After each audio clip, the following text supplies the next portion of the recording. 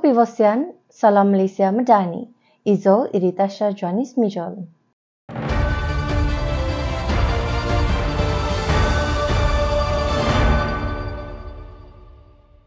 Mini Karnival Hari Penjajah dan Peniaga Kecil membantu meningkatkan hasil jualan peniaga di kedamaian.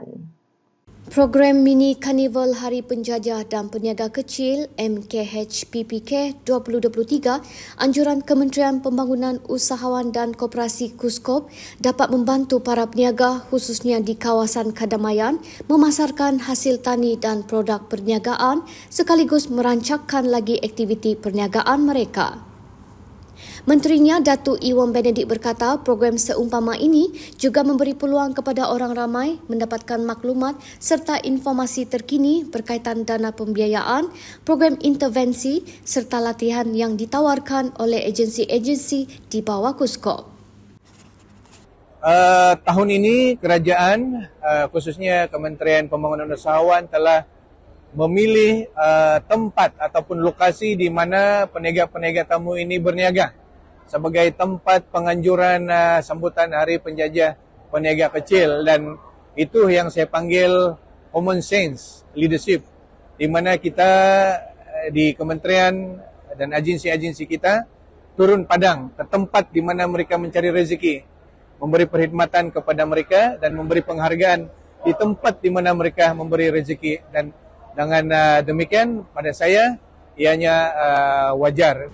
Katanya penganjuran Mini Karnival HPPK 2023 juga adalah manifestasi komitmen serta apresiasi kerajaan Madani terhadap sumbangan serta dokongan komuniti penjajah dan peniaga kecil seluruh negara khususnya di Sabah dalam konteks perusahaan mikro kecil sederhana PMKS kepada pertumbuhan ekonomi negara.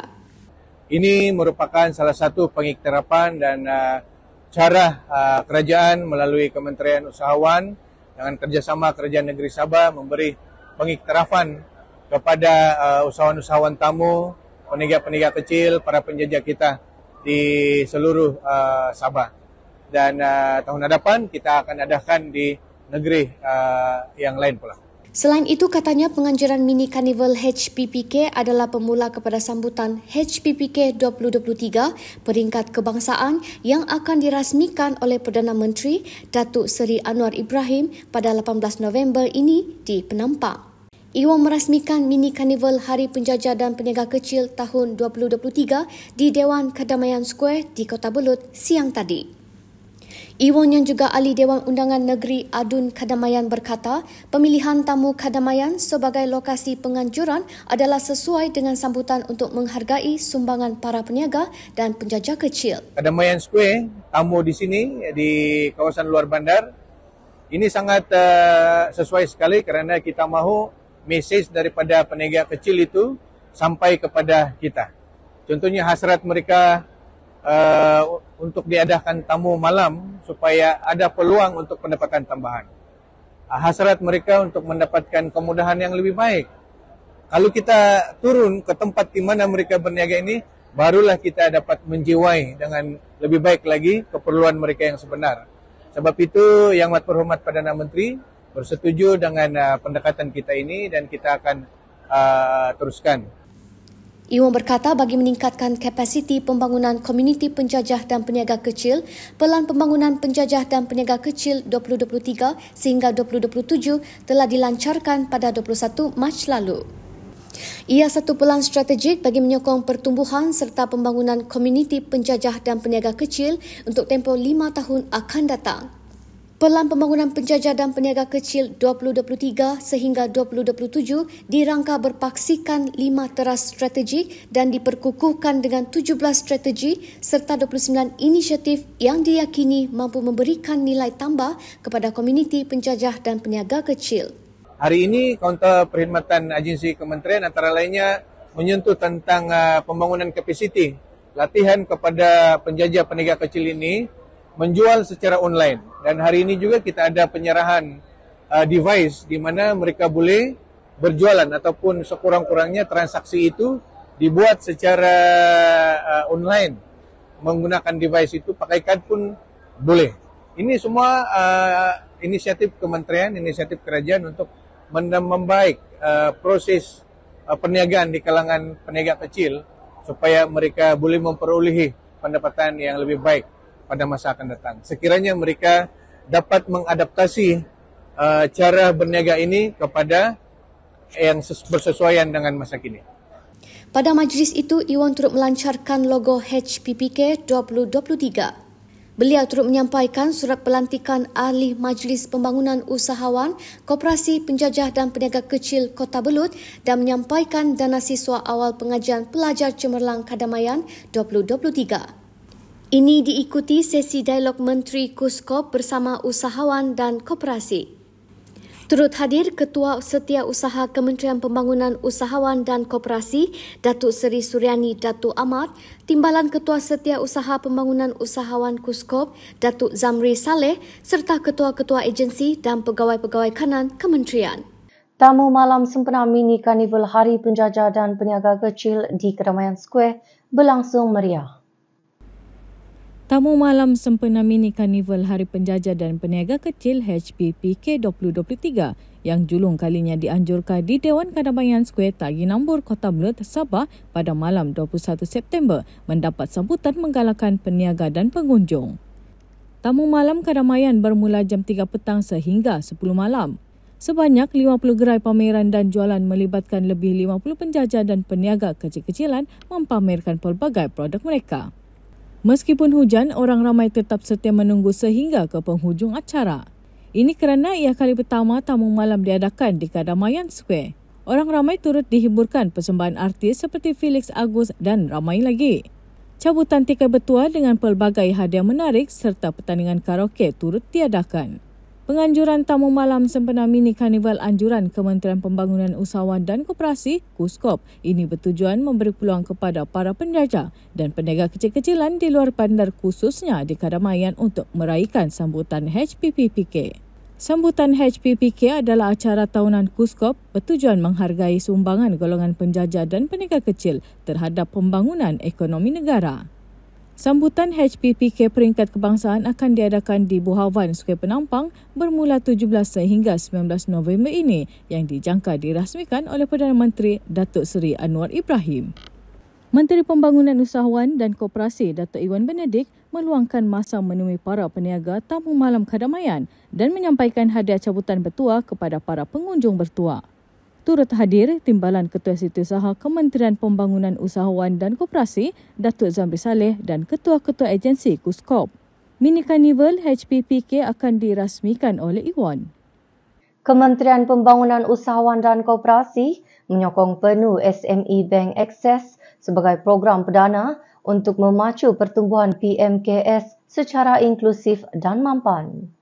Menteri Pembangunan Usahawan dan Koperasi Datuk Iwan Benedik berkata, kerajaan menyokong penuh program SME Bank Access sebagai satu program perdana atau flagship program yang dianjurkan oleh SME Bank sebagai komitmen berterusan dalam memacu pertumbuhan perusahaan mikro, kecil dan sederhana PMKS secara lebih inklusif dan mampan.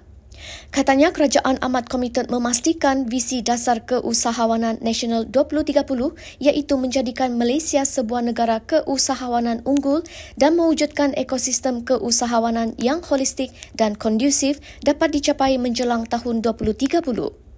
Menurut beliau, sumbangan PMKS kepada KDNK yang telah meningkat kepada 38.4% pada tahun 2022 dengan nilai tambah berjumlah 580.4 bilion ringgit berbanding 520 bilion ringgit pada tahun 2021 membuktikan bahawa sektor ini memainkan peranan penting dalam pemangkin pertumbuhan ekonomi yang mampan. Beliau melancarkan SME Bank Access 2023 di MyTech di Kuala Lumpur. Turut hadir Timbalan Menteri Pembangunan Usahawan dan Koperasi, Senator Saraswati Kandasamy, Ketua Setiausaha Kementerian Pembangunan Usahawan dan Koperasi, Datuk Seri Suryani Datuk Ahmad dan Presiden Kumpulan Ketua Pegawai Eksekutif SME Bank, Datuk Wira Dr. Arya Putra Ismail. Iwan berkata kementeriannya terus menggalakkan dan mengukuhkan peranan sektor PMKS dalam kemajuan ekonomi negara. Komitmen ini diterjemahkan dengan menyediakan persekitaran yang diperlukan seperti mengukuhkan infrastruktur yang menyokong pembangunan PMKS, membina kapasiti dan keupayaan PMKS dan meningkatkan akses kepada pembiayaan bagi PMKS. Beliau berkata program ini merupakan peluang yang baik untuk berinteraksi dan berbincang dengan pelabur, pemasar serta agensi-agensi yang akan membantu daripada segi peningkatan kapasiti, pengenalan kepada keadaan dan keperluan pasaran serta belajar daripada usahawan yang telah berjaya di pasaran luar. Dan bagi pihak kementerian, saya berharap para usahawan, khususnya PMKS di negara kita dapat menggunakan Akses 2023 ini untuk membangunkan perusahaan mereka kerana ini merupakan satu platform business matching and networking, dan saya amat pasti usahawan PMKS di negara kita akan mendapat manfaat melalui penganjuran ini. Usaha menambah baik kemudahan prasarana asas di Dun Kedamaian sedang giat dijalankan. Suatu ketika dahulu, kemudahan prasarana asas seperti jalan raya dan jambatan di kawasan Dewan Undangan Negeri Dun Kedamaian berada dalam keadaan kurang sempurna akibat pelbagai faktor. Antaranya kurang penyelenggaraan atau jalan raya sedia ada masih belum diturap. Namun, keadaan kini sudah menampakkan perubahan menjadi lebih baik menerusi usaha berterusan dan komitmen oleh wakil rakyatnya untuk membawa arus perubahan di kawasan Dun Kedamaian. Dengan kemudahan perhubungan seperti jalan raya dan jambatan yang semakin baik, perjalanan seharian penduduk kampung kini menjadi lebih mudah dan lancar berbanding sebelumnya. Sekaligus memudahkan pergerakan aktiviti sosioekonomi penduduk serta perjalanan seharian murid, pelajar dan guru ke sekolah serta jika mahu berurusan di pekan atau bandar. Keadaan kini amat jauh berbeza berbanding dahulu di Kedamaian. Mengimbau kenangan lampau, seorang penduduk Kampung Sayap, Amilda Taising berkata, penduduk kampung ketika itu terpaksa mengharungi perjalanan selama 2 hari untuk ke pasar dan terpaksa bermalam di pertengahan jalan. Keadaan jalan raya yang uzur juga pernah menyebabkan ada wanita melahirkan anak di pertengahan jalan ketika dalam perjalanan ke hospital. Adik saya nomor 3 sampai dia digelar kereta, nama dia Time Kecil sebab dia lahir di kereta. Oh. Kereta tuh yang second lorry warna hijau tuh. Warna hijau-hijau, saya ingat lagi. Itu sejak kereta dulu Time adik saya lahir. Dia lahir di nama gimana tuh di selepas sungai di sana kata saya tidak ingat sudah, tapi memang dia lahir di kereta sebab jalan raya kan lagi tahun berapa tahun 1980. Iya. Bagi Jasmond Yamin yang juga setia usaha kelab belia Kampung Sayap, keadaan jalan raya sebelum ini menyukarkan perhubungan penduduk termasuk pelancong khususnya apabila hujan. Namun, kemudahan jalan raya yang lebih baik di Kedamaian pasti dapat menarik kunjungan lebih ramai pelancong ke kawasan ini, sekaligus membantu meningkatkan lagi taraf sosioekonomi penduduk setempat. Untuk rekod, terdapat banyak kemudahan pelancongan di kampung-kampung di Kedamaian seperti rumah inap desa bagi pengunjung yang ingin menikmati keindahan pemandangan Gunung Kinabalu. Bagus juga sistem jalan raya yang bagus juga menarik minat pelancong datang. Akan menarik minat. Memang sekarang ini pun biarpun jalan raya ada begini kan, ramai sudah pelancong datang nih, tapi dengan adanya pengaspalan jalan raya ini akan lagi bertambah, ya, lagi bertambah. Dan pada masa yang sama akan meningkatkan ekonomi orang sinilah, bukan saja meningkatkan ekonomi, dia menolong belia lah, belia, khususnya belia yang kalau kan lepasan dia akan stay di kampung kan, menolong belia untuk menjadi pemandu pelancong. Penduduk berterima kasih kepada Ahli Dewan Undangan Negeri Dun Kedamaian, Datu Iwan Benedik atas usaha dilakukan untuk menyediakan kemudahan prasarana asas lebih selesa di kawasan itu. Antara kawasan jalan raya yang mendapat perhatian untuk diperbaiki ialah Jalan Kampung Kiau Toburi, Kampung Kiau Nulu dan Kampung Kiau Bersatu yang sebelum ini membahayakan keselamatan pengguna jalan raya akibat keadaan jalan yang rosak dan tidak sempurna. orang kampung cakap dia memang satu pemimpin yang bagus, memang dia prihatin ya. Dan sebab biasa sini kan tempur. Ya. So agak-agak senang berkomunikasi dengan dia. Ya memang dia senang berkomunikasi sama, dia memang senang dia senang didekati begitu. Kerja penaik tarafan kawasan tamu Taginambur dan pembinaan Dewan Kadamaian Square adalah antara kemudahan yang berjaya dilaksanakan Iwon di kawasan Kadamaian. Selain itu, pembangunan lain yang telah dilaksanakan ialah penaik tarafan jalan kampung, jalan perhubungan desa, pembinaan Dewan Serbaguna, Dewan Terbuka, Jambatan Gantung, Gimnasium Rakyat, gelanggang sukan, laluan pelancongan komuniti dan bangunan keusahawanan desa. Bagaimanapun, Datuk Iwon berkata masih banyak kemudahan asas yang diperlukan penduduk Kadamaian, terutamanya penaik tarafan jalan. Pemuda APKO tampil memberikan penjelasan berkaitan keputusan Pakatan Harapan Sabah menarik balik saman pemula terhadap Kerajaan Persekutuan. 2 daripada 3 perkara yang dituntut oleh 12 wakil rakyat Pakatan Harapan PH Sabah telah diputus dan dimuktamadkan oleh Kerajaan Perpaduan. Manakala baki 1 perkara lagi sudah diputuskan dan diberi tempoh masa untuk dimuktamadkan. Sehubungan itu, Ketua Pemuda APKO Penampang, Billy Dominic berkata, jika saman pemula OS ini diteruskan, maka ia akan menjadi akademik dan tidak ada lagi keperluan meneruskan OS bagi tuntutan-tuntutan yang telah diselesaikan. Dalam satu kenyataan media, Billy memaklumkan beliau bagi pihak Pergerakan Pemuda APKO Penampang telah membaca dan meneliti ulasan-ulasan banyak pihak terkait keputusan 12 wakil rakyat PH Sabah menarik OS mereka. Saya berharap kesemua pihak yang membuat ulasan ini harus membaca dokumen OS tersebut yang boleh diakses melalui laman mahkamah supaya benar-benar faham mengenai tuntutan yang telah dibawa ke mahkamah. Harus diketahui juga bahawa kemarin, mahkamah juga membenarkan plaintiff untuk memfailkan semula OS ini jika tuntutan 1 perkara yang selebihnya tidak dilaksanakan. Presiden APKO Datuk Iwan Benedict selepas dilantik menjadi Menteri Pembangunan Usahawan dan Koperasi telah mengisytiharkan tindakan perundangan ke atas kerajaan yang beliau ambil bersama-sama dengan wakil-wakil rakyat PH Sabah sebelum itu dan seterusnya menggunakan mesyuarat kabinet untuk menuntut perkara yang sama beliau tuntut di mahkamah melalui OS tersebut. Iwan telah menyatakan dan meneruskan OS tersebut walaupun Datuk Seri Anwar Ibrahim menjadi Perdana Menteri dan terbukti beliau telah meneruskan OS tersebut selama hampir 10 bulan Anwar menjadi Perdana Menteri dan dalam masa yang sama menuntut melalui Kabinet dan Jawatan Kuasa Teknikal Majlis Tindakan Pelaksanaan Perjanjian Malaysia 1963 MTPMA 63 katanya. Billy berkata perkara pertama yang dimuktamadkan ialah pindaan Akta Lembaga Hasil Dalam Negeri LHDN bagi membolehkan Wakil Kerajaan Negeri Sabah dan Sarawak dilantik dalam lembaga LHDN.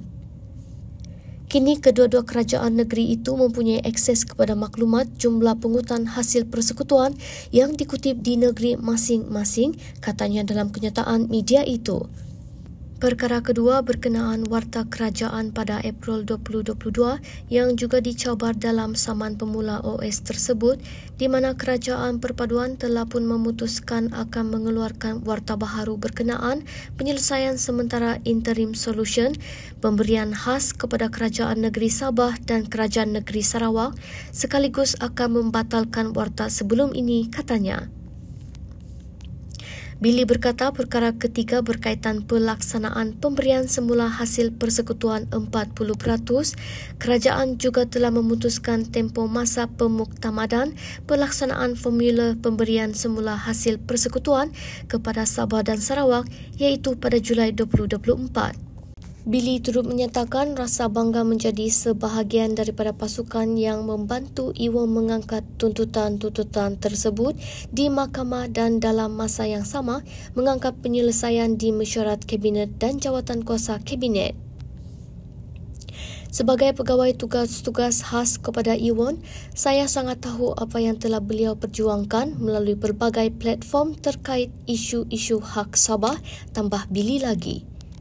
Untuk rekod, ketika berucap di majlis sambutan ulang tahun APCO di Kampung Biau, Papar Ogos lalu, Menteri di Jabatan Perdana Menteri Hal Ehwal Sabah, Sarawak dan Tugas-Tugas Khas, Datuk Armizan Muhammad Ali, telah mengesahkan ketegasan Iwan dalam Kabinet berkaitan kepentingan Sabah. Tapi saya boleh sahkan tuan-tuan dan puan-puan, Datuk Iwan ini yang saya kenal daripada dulu, memang orang dia kalau tengok banyak diam, tidak banyak bercakap. Tetapi sekali dia bercakap dalam mesyuarat kabinet, saya betul-betul sebagai orang rakyat Sabah cukup bangga dengan komitmen beliau. Walaupun adalah perbincangan-perbincangan tertentu yang saya tengok, sebab dia ini juga berada, APCO ini juga berada dalam komponen satu parti nasional. Tetapi bila dia bercakap, dia letak ke tepi itu. Yang dia utama adalah perjuangan Sabah first, itu dia tidak pernah lupakan. Itu saya boleh sahkan. Dan ada satu ketika adalah satu perbincangan itu, bila saya kadang-kadang tidak boleh cakap itulah, kita kena tag team orang bilang. Ada benda kalau saya cakap nampak bias, sebab saya daripada JRS. Tapi bila Datuk Iwan bercakap, saya betul-betul happy. Dan terus keluar sejak kabinet, pertama kali apa yang saya buat, saya terus call Ketua Menteri. Saya bilang, Datuk Seri, syukur kita ada Iwan dalam kabinet dan dialah yang telah bercakap. Billy berkata beliau amat pasti Iwan akan terus bertegas mengenai perkara ini dan akan memastikan keputusan-keputusan yang telah dibuat oleh kerajaan dilaksanakan. Katanya tindakan Iwan dan plaintiff lain memohon persetujuan mahkamah membenarkan OS difailkan semula jika baki 1/3 berkenaan pelaksanaan pemberian 40% tidak dipenuhi, membuktikan kebijaksanaan kesemua plaintiff dan mahkamah telah pun bersetuju. Kotohodan salam Pisang Puruan.